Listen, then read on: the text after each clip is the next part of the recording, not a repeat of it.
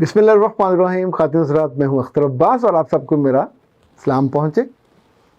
हिंदुस्तान हो या पाकिस्तान या जहाँ जहाँ भी उर्दू बोलने वाले, जो कि बाकी अंग्रेज़ों के बारे में तो हमें बहुत अंदाज़ा नहीं है, यहाँ मर्दों की तरफ से और ख़वातीन की तरफ से एक ऐसी शिकायत आती है जिसको सुन के कभी कभी तो बंदा मुस्कुरा देता है। लाइक अगर कोई खातून ये कहे कि मेरा मियाँ वैसे तो बहुत अच्छा है, ऑफिसर अच्छा है, कमाता अच्छा है, गाड़ी अच्छी है, ख्याल भी बहुत करता है, लेकिन एक उसकी आदत ऐसी है कि जो बहुत बुरी लगती है। यानी जिस आदत ने उसकी ज़िंदगी में, उसके मामूल में जैसे आप जहर नहीं घोल देते, तो आप पूछेंगे हैरत से कि वो आदत क्या है। वो आदत है अगर कोई किसी पे खर्च करके उसको बाद में जिताए। ये आदत बहन भाइयों में हो तो बुरी, ये आदत कोलीग्स में हो, एक दूसरे को चाय पिलाते हुए, क्लास फेलोज़ में हो, खाना खिलाते हुए तो बुरी, और अगर मियाँ बीवी में आ जाए तो फिर याद रखिए, फिर तो ये बहुत ही बुरी।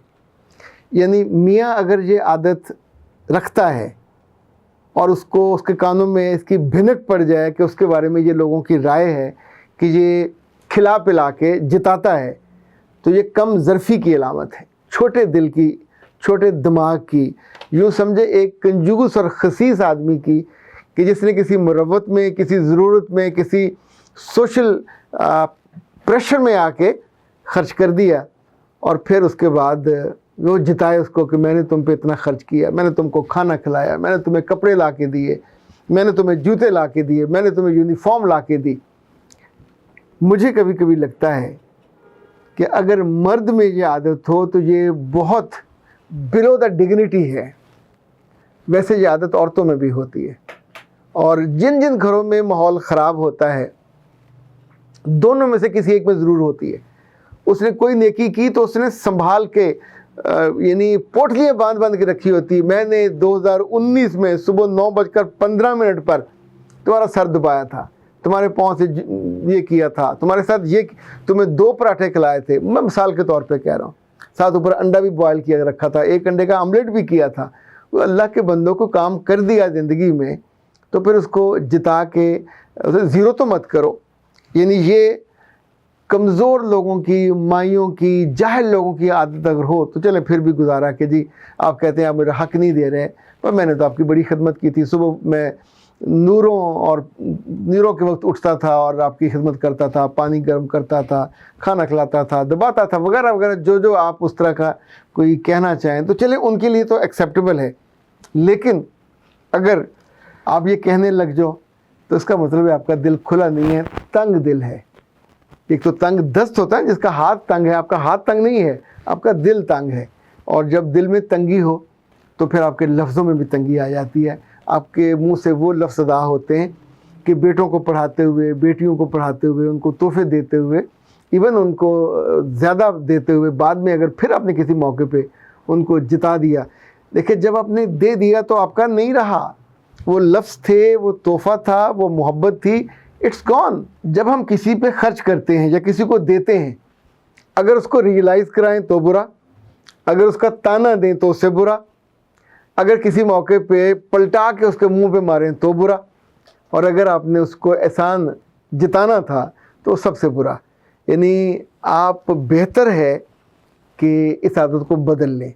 यानी मैं ये नहीं कह रहा कि वो उन पर खर्च करना छोड़ दें, खर्च करते रहना चाहिए, लेकिन जिस आदत से बदसूरती बढ़े, जिस आदत से आपकी तारीफ़ और तहसीन कमज़ोर पड़ जाए, मुमकिन है आपके पास, अगर ये आपके अंदर खुदा न खासा ये आदत है, तो आपके पास 100 दलाइल हों कि ये याद दिलाने से, ताना देने से, जिताने से अगले बंदे को एहसास हो जाता है, तो जो एहसास उसको होगा वो आपके छोटे दिल होने का होगा, वो आपके ज़र्फ़ का, आला ज़र्फ़ी का नहीं होगा। सो मैं तो बहुत स्ट्रांगली रिकमेंड करूँगा कि ये ना करें। और गलती से भी है, इंसान में गलती से बाज़ चीज़ें डर आती हैं तो उनको निकाल बाहर करना चाहिए। हिफ्ज़ा जबीन कहती हैं कि आप बहुत अच्छी एडवाइस करते हैं और घर वालों के साथ ताल्लुकात को बेहतर बनाने में आपने बहुत मदद की।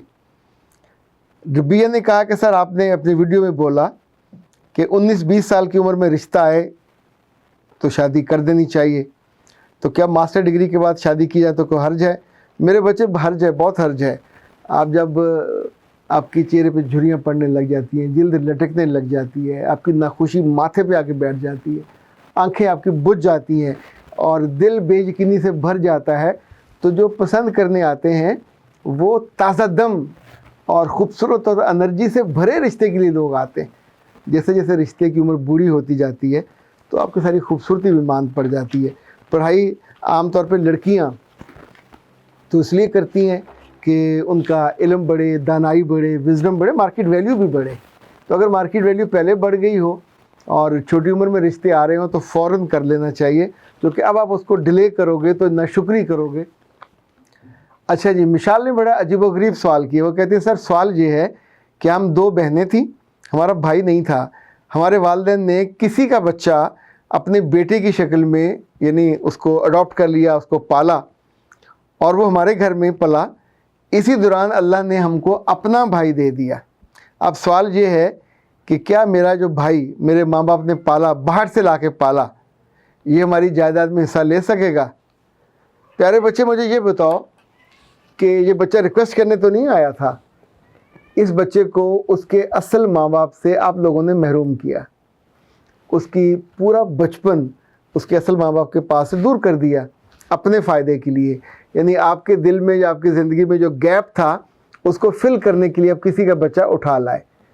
100 وعدے کیے ہوں گے ہم اس کو اپنا سمجھیں گے، یہ جائیداد میں حصہ دار ہوگا، یہ بہنوں کا بھائی ہوگا جو ان کو پالے گا، ان کے ساتھ ہیلپ آؤٹ کرے گا وغیرہ، جو سگے بھائی کی خوبیاں خصوصیات وہ اس میں ڈالی، وہ ان کو یقین دلایا تو کسی نے اپنا بیٹا دیا ہوگا نا۔ اگر آپ کا بھائی نہ آتا تو یہی آپ کا بھائی ہوتا، اس کو وہ سارے حقوق اور وہ ساری خوبیاں، وہ ساری مسکراہٹیں، وہ ساری نعمتیں اس کو ملتی۔ اب اللہ نے آپ کو آزمائش کے طور پہ اپنا بھائی بھی دے دیا۔ تو میرے بچے اتنا تنگ دل اور اتنا مین تو نہیں ہونا چاہیے کہ اب آپ کو صرف اپنی جائیداد نظر آنے لگ گئی ہے۔ کتنی ہوگی؟ اگر لاکھوں میں، کروڑوں میں ہو تو ایک اس بچے کو قانون حصہ دیتا ہے یا نہیں دیتا؟ تب مجھے یہ بتائیے کیا انسانیت کوئی چیز ہے کہ نہیں ہے؟